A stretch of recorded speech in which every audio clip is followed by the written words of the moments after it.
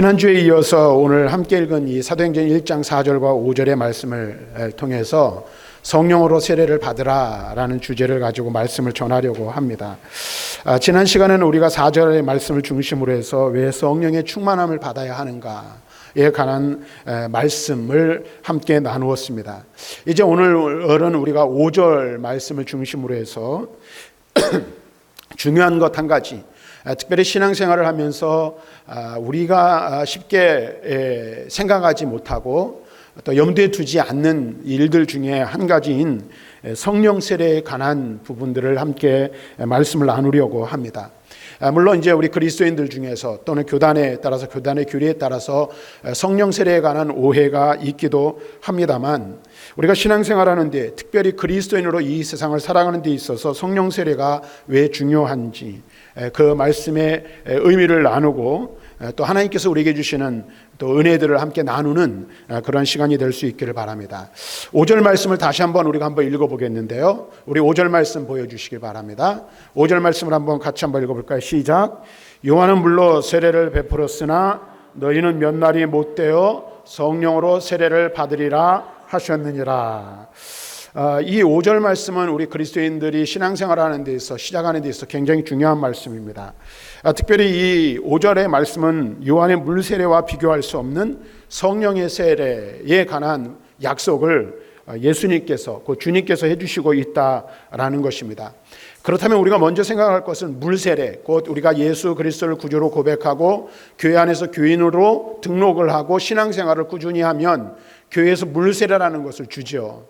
그런데 또 성경에 보면 이 물 세례에 처음에 어떤 것이 나옵니까? 요한이 준, 요단강가에서 준 물 세례가 나옵니다.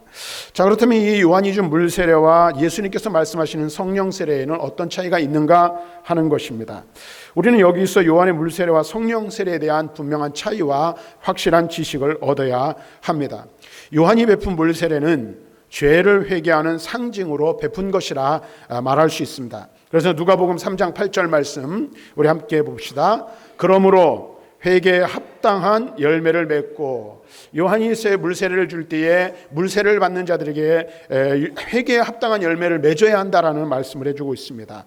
그러므로 요한이 베푼 이 요한의 물세례는 죄인을 온전히 구원하고 영생을 주는, 다시 말하면 구원을 가져다주는 세례는 아니었다는 사실을 알 수 있습니다.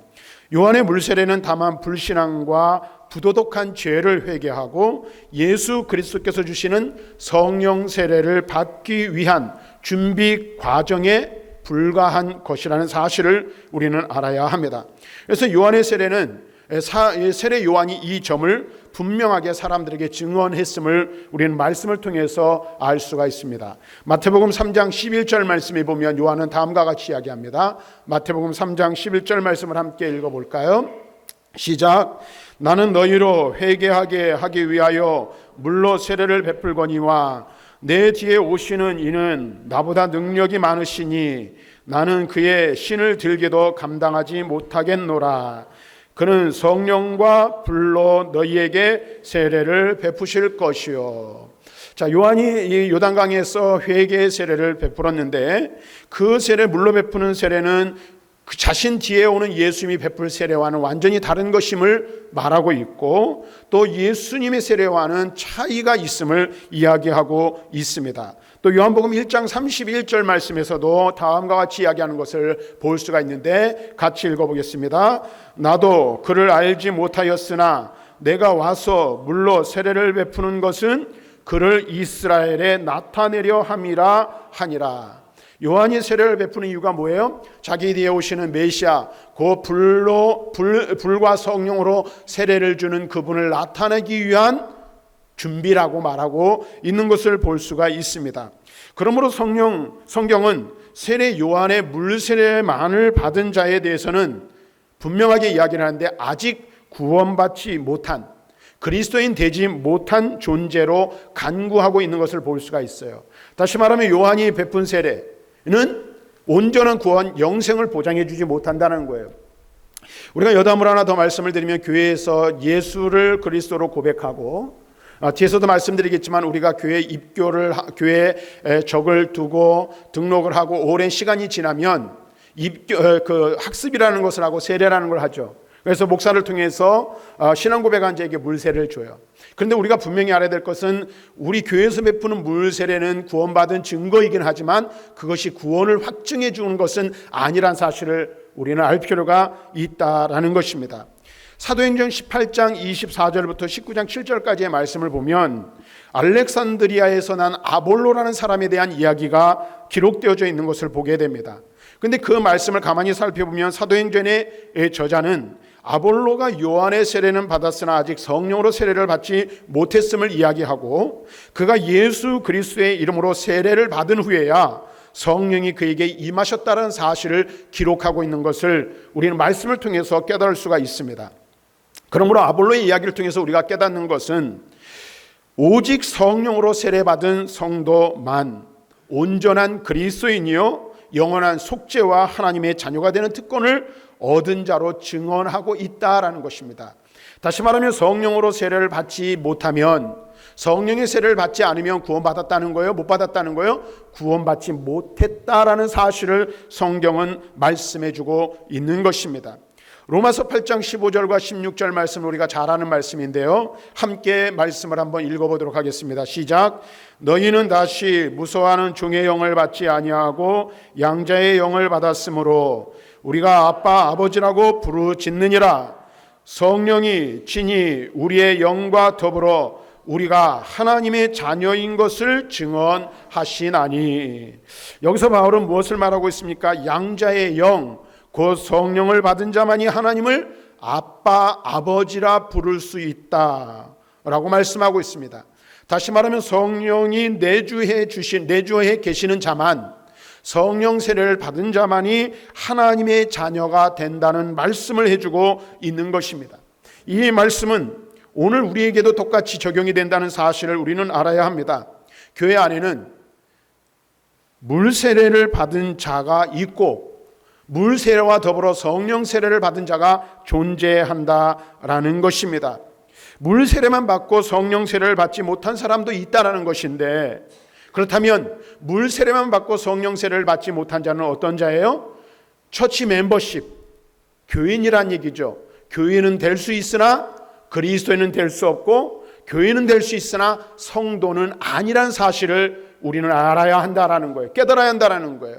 다시 말하면 성령으로 인치심을 받고 성령이 내주하시지 않은 자는 참된 구원에 이른 자가 될 수 없다라는 거예요. 그래서 교회는 나오나 성령으로 세례받지 못한 자는 참된 성도가 될 수 없기에 명목상 교인일 뿐이라는 사실입니다.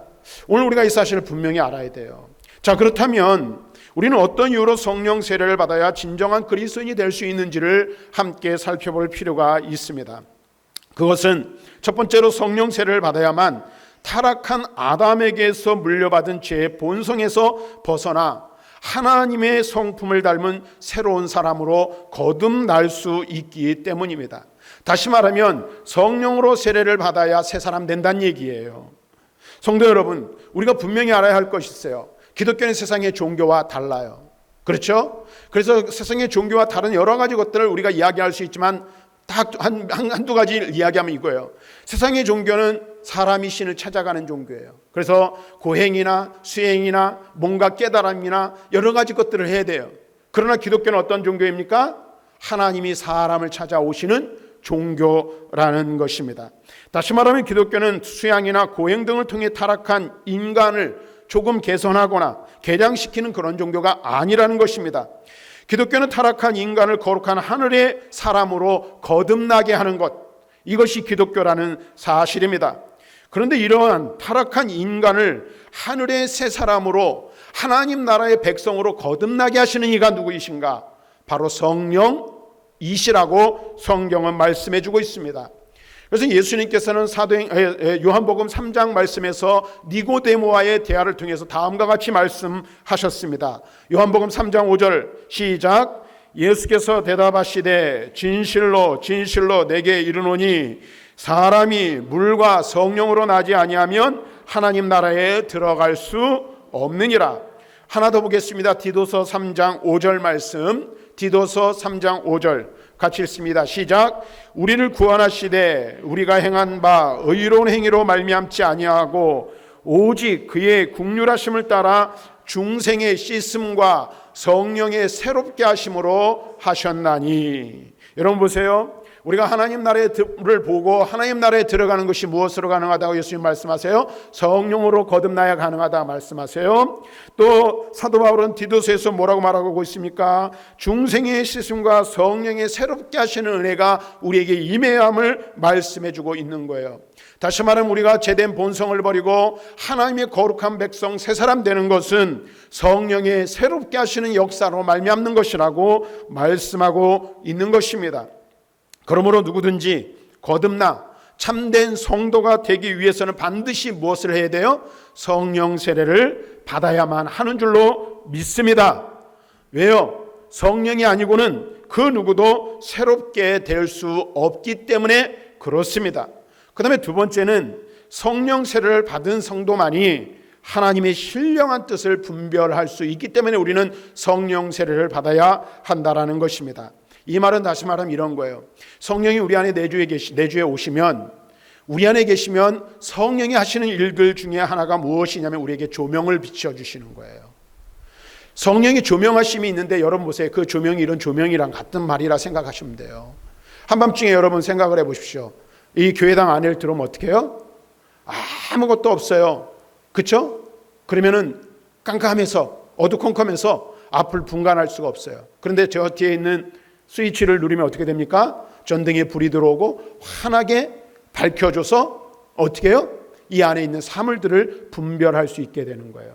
성령이 조명하시는 은혜라는 것은 무엇이냐면 하나님의 말씀을 깨달을 수 있도록 우리의 영의 눈을 열어주시고 말씀의 중심에 있는 예수 그리스도를 구주와 하나님의 아들로 믿을 수 있도록 깨닫게 하시는 은혜를 주시는 것, 이것이 성령이 하시는 일이라고 말씀하고 있는 거예요. 그래서 성령이 내주하시면 하나님의 거룩하고 신령한 뜻이 무엇인지를 깨달아 그것을 보고 듣고 깨닫고 고백할 수 있게 되는 것입니다. 그래서 바울은 고린도전서 2장 10절에 다음과 같이 말씀하고 있습니다. 고린도전서 2장 10절 말씀을 한번 봅니다. 시작.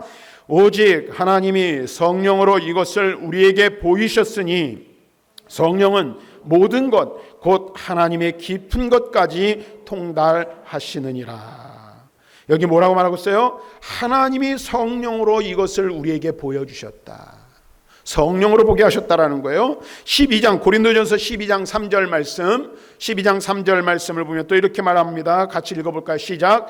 그러므로 내가 너희에게 알리노니 하나님의 영으로 말하는 자는 누구든지 예수를 저주할 자라 하지 아니하고 또 성령으로 아니하고는 누구든지 예수를 주시라 할 수 없느니라. 아멘.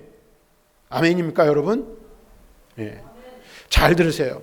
성령이 아니면 예수를 주님이라고 고백할 수 없다라는 거예요.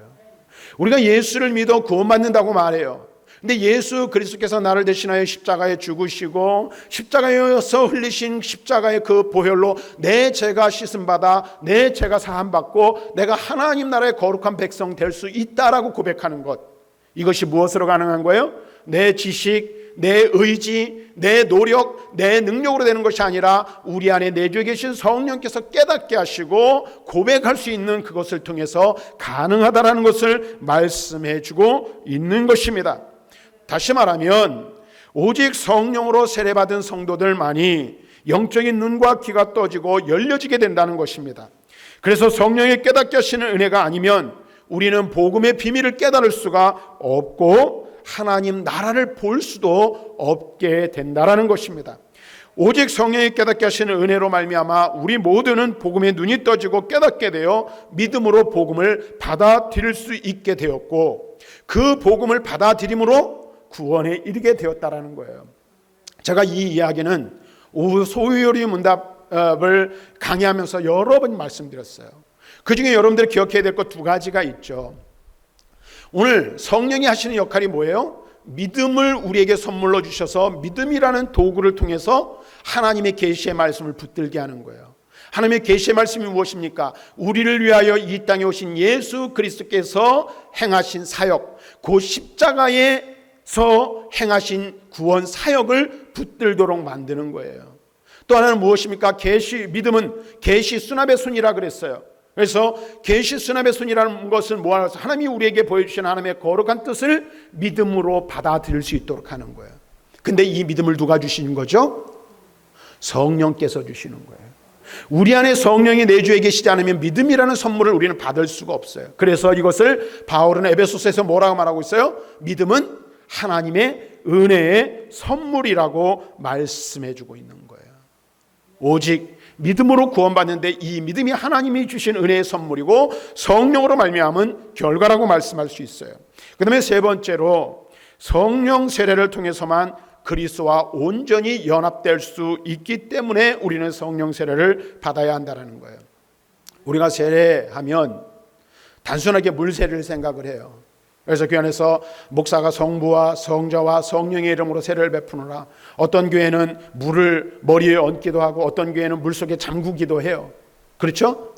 그런데 여러분 보세요. 세례의 본질을 성경은 단순하게 물로 세례를 주는 것만을 말하는 것이 아니라는 거예요. 이 세례라는 것은 그리스도와 하나 되는 것, 곧 연합되는 것이라고 성경은 말씀해주고 있습니다.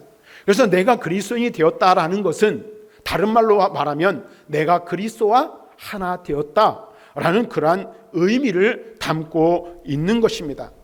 그리고 그리스도와 하나 되었다라는 이 말은 다시 말하면 그리스도와 연합하여 죄에 대하여 죽고 의에 대하여 다시 살아나고 하나님께 대하여 산 자가 되었음을 의미하는 것이라고 우리는 말할 수 있어요. 그래서 사도 바울은 로마서 6장에서 이 세례에 대해서 분명하게 정의 내리고 있어요.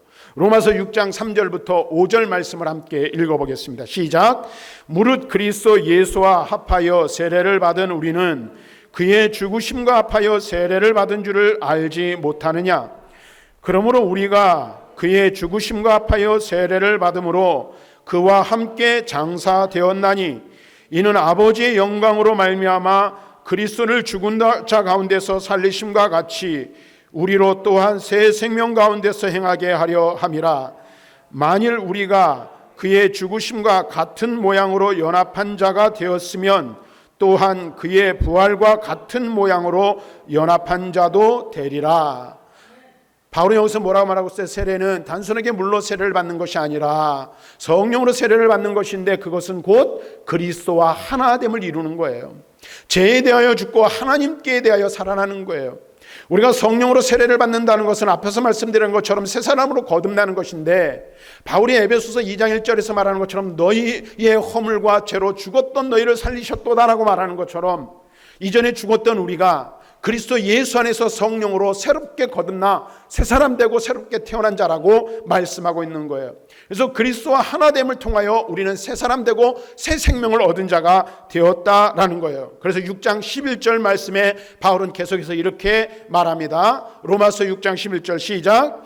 이와 같이 너희도 너희 자신을 죄에 대하여는 죽은 자요 그리스도 예수 안에서 하나님께 대하여는 살아있는 자로 여길지어다.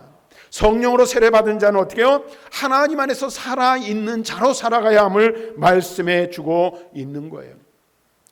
다시 말하면 성령 세례란 다른 것이 아니라는 것을 알 수가 있습니다. 성령의 능력 있는 역사로 말미암아 그리스도와 하나 되는 것, 그리스도와 연합하는 것을 말하는 것입니다. 그러므로 성령 세례를 받은 자만이 참 그리스도의 사람이요 참 그리스도인이요 성도가 된다라는 사실입니다. 사랑하는 성도 여러분, 어떤 이들이 말하는 것처럼 주장하는 것처럼 성령 세례는 특별한 은사가 아니에요. 그럼 날마다 받아야 되는 게 아니에요. 성령 세례는 단회적인 것입니다. 그래서 성령 세례는 하나님께서 그리스도를 통해 한 영혼을 온전히 구원하는 데 사용하시는 것이고 꼭 거쳐야만 할 필수적인 과정이라는 사실을 우리는 알아야 합니다. 그래서 이 성령 세례에 관해서는 개인적인 특별한 체험을 경험하는 성도들도 있고 또 자기도 모르게 받은 성도들도 있습니다. 그런데 중요한 것은 현재 나의 영혼 속에 나의 심령 속에 그리스도의 영, 곧 성령이 내주해 계시는가 하는 것입니다. 사랑하는 성도 여러분 어떻습니까?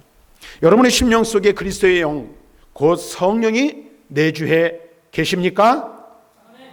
아멘. 자, 여러분 보세요. 하지만 그리스도의 영이 심령 속에 우리에게 있지 않다면 어때요? 우리는 하나님의 은혜 받은 자라 말할 수 없는 거예요. 오늘 우리가 사실 분명히 알아야 돼요. 그래서 우리가 그리스도인으로 이 땅을 살아가고 신앙생활을 하는 데 있어서 성령 세례는 받아도 그만 안 받아도 그만인 그런 일이 아니라는 거예요. 왜 그럴까요? 우리의 구원과 직결되는 문제이기 때문에 꼭 성령 세례를 받아야 한다라는 것입니다. 물론 진정으로 예수를 믿고 하나님의 말씀에 순종하는 사람은 다 성령 세례를 받은 자예요. 우리가 이미 앞에서 말씀드린 것처럼 성령이 아니면 예수 그리스도를 구주로 고백할 수 있어요? 없어요? 없어요. 그러면 내가 예수를 구주로 고백하고 나의 죄인됨과 하나님의 은혜로 구원받았다는 사실을 인정하고 고백하는 자는 이미 성령이 우리 안에 내주에 계신 줄로 믿는 것입니다. 오늘 우리가 이 사실을 깨달아야 합니다. 왜 그럴까요?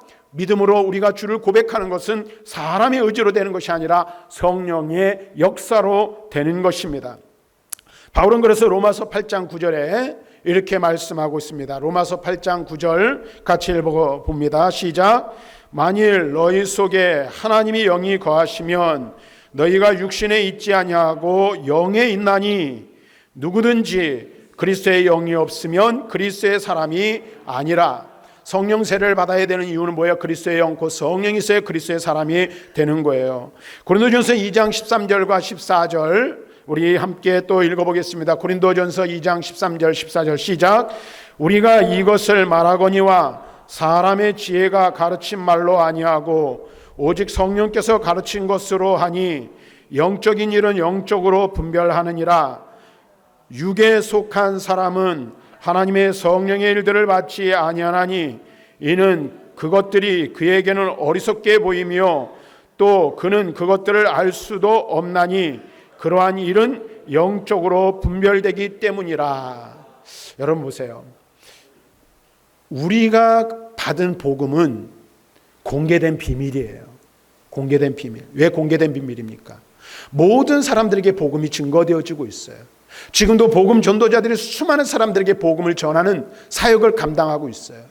그래서 그 복음이 오늘 우리에게까지도 온 거예요. 그런데 여러분 보세요. 어떤 이들은 복음을 받으나 그것을 어리석은 것으로 여기는 거예요. 그래서 바울이 고린도전서 1장에서 말하는 것처럼 십자가가 어떤 이들에게는 미련하고 어리석은 것으로 보이는 거예요. 근데 어떤 이들에게는, 곧 우리들에게는 십자가가 무엇입니까? 하나님의 구원에 이르는 지혜로 받아들여지는 거예요. 근데 바울이 고린도전서 2장에서 그 일이 무엇으로 가능하다고 말하고 있어요? 우리의 지혜나 사람의 능력으로 되는 것이 아니라 영적인 일은 영으로 분별하는 것이다. 성령이 아니면 분별할 수 없고 성령이 아니면 깨달을 수 없고 성령이 아니면 복음을 받아들일 수 없다라는 거예요. 그래서 모든 사람에게 복음이 증거되어졌으나 공개되어졌으나 이 복음은 공개되었으나 어떤 이들에게는 비밀스러운 것이어서 보아도 들어도 깨닫지 못하고 보지 못하게 되는 거예요.